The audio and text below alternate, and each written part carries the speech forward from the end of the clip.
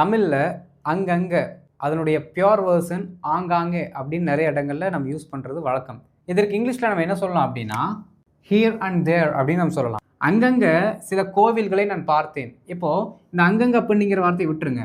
சில கோவில்களை நான் பார்த்தேன், அதை மட்டும் நீங்கள் ட்ரை பண்ணிவிட்டு அதற்கடுத்து இந்த அங்கங்கே அப்படிங்கிற வார்த்தையோட ஃப்ரேஸை ஆட் பண்ணிக்கலாம்.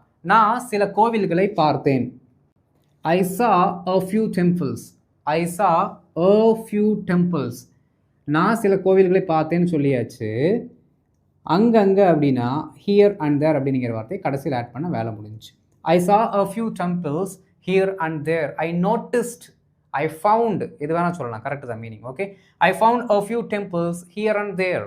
அடுத்து பாருங்க, தோட்டத்தில் அங்கங்கே பூக்கள் இருக்கின்றன. நல்லா கவனிக்கணுங்க. ஒரு பொருள் அங்கே இருக்குது, பஸ் அங்கே இருக்குது, கொடை அங்கே இருக்குது அப்படின்னு சொல்லும் பொழுது இங்கே நீங்கள் ஒரு இன்ட்ரடக்ஷனை கொடுக்குறீங்க ஒரு பொருளை பற்றி. இந்த மாதிரி இடத்துல நீங்கள் டம்மி சப்ஜெக்டை யூஸ் பண்ணணும். இதுதான் டம்மி சப்ஜெக்ட். ஓகே, பாருங்க, இருக்கின்றனவா, அப்போ தேர் ஆர், பாருங்க, there are flowers in the garden here and there. There are flowers in the garden here and there. ரொம்ப சிம்பிள். இப்போ உங்களுக்கான ஹோம்ஒர்க் என்ன அப்படின்னா, அங்கங்கே சில நாற்காலிகள் இருந்தன. அங்கங்கே சில நாற்காலிகள் இருந்தன. இதை எப்படி இங்கிலீஷில் சொல்லலான்னு காமெண்ட்டில் போட்டுருங்க.